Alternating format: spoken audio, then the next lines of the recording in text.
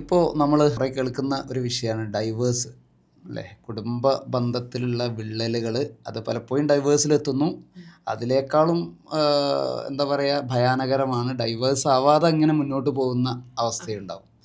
അപ്പോൾ ഈ കുടുംബ ബന്ധം എന്ന് വെച്ചാൽ പ്രത്യേകിച്ചും ഭാര്യ ഭർത്തൃ ബന്ധം അത് കൂടുതൽ സ്ട്രെങ്തൻ ചെയ്യുന്നതിന്, അല്ലെങ്കിൽ നല്ല റിലേഷൻഷിപ്പ് എന്ന് നമ്മൾ പറയില്ലേ, അങ്ങനെ നല്ല റിലേഷൻഷിപ്പിലേക്ക് എത്തിക്കാൻ എന്തൊക്കെയാണ് നമുക്ക് പറഞ്ഞതുപോലെ തന്നെ ഇപ്പൊ കൂടുതലായിട്ട് കേൾക്കുന്ന ഒരു സാധനമാണ് ഈ ഡൈവേഴ്സ് എന്നുള്ളത്. പ്രത്യേകിച്ച് റീസെന്റ് മാരീഡ് ആയിട്ടുള്ള ആളുകളാണ് പെട്ടെന്ന് നമ്മൾ ഇപ്പൊ കല്യാണം കഴിഞ്ഞ ഒരാഴ്ചനോട് 2 ആഴ്ച മാസങ്ങൾക്കുള്ളിൽ ഒരു വർഷത്തിൻ്റെ ഉള്ളിൽ തന്നെ ഡൈവേഴ്സ് ആയി പോകാന്നുള്ള ഒരു സിറ്റുവേഷനിലാണുള്ളത്.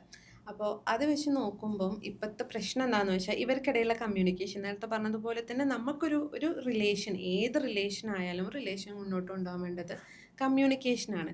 പക്ഷേ ഒരു കപ്പിൾസിൻ്റെ ഇടയിലുള്ള ഒരു റിലേഷൻ ആവുമ്പം അവിടെ നമുക്ക് അവരുടെ ലാംഗ്വേജ്, ലവ് ലാംഗ്വേജ് എന്താണെന്നുള്ളത് നമ്മൾ മനസ്സിലാക്കിയെടുക്കണം. അതായത് എനിക്കുള്ളത് പോലെ ആവില്ല എൻ്റെ ഹസ്ബൻഡിന്, ഞാൻ ആസ്വദിക്കുന്ന കാര്യങ്ങളാവില്ല എൻ്റെ ഹസ്ബൻഡ് ആസ്വദിക്കുന്നുണ്ടാവുക. അപ്പോൾ അത് പരസ്പരം അങ്ങോട്ടും ഇങ്ങോട്ടും മനസ്സിലാക്കണം എന്നുള്ളതാണ്. അത് പല ടൈപ്പ് ലവ് ലാംഗ്വേജ് ഉണ്ടെന്ന് നമുക്ക് പറയാം.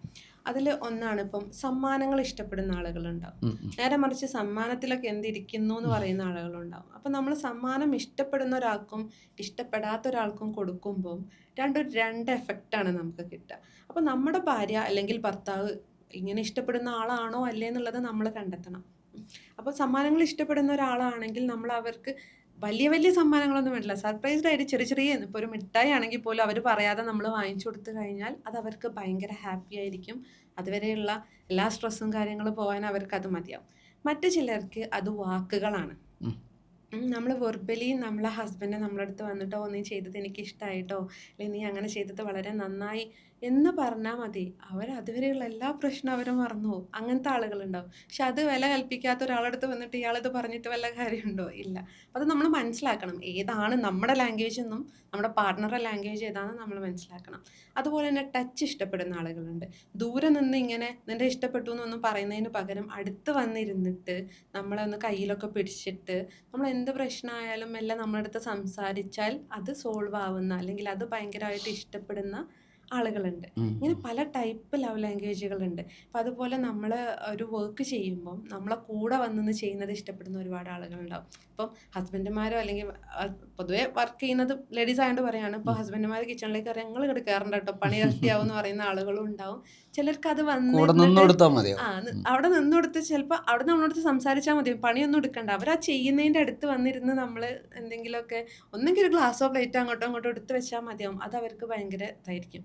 അങ്ങനെയുള്ള ഒരാൾ അവിടെ കൊലായി പോയിരുന്നാൽ എന്താവും, അവർ തമ്മിലുള്ള കമ്മ്യൂണിക്കേഷൻ, അവിടെ ഒരു കമ്മ്യൂണിക്കേഷൻ എന്നുള്ളതല്ല, അതൊരു ഒരു ലാംഗ്വേജ് ആണ് നമ്മൾ അവർക്ക് കെയർ ചെയ്യുന്നുണ്ട് എന്ന് അറിയിക്കുന്നത്.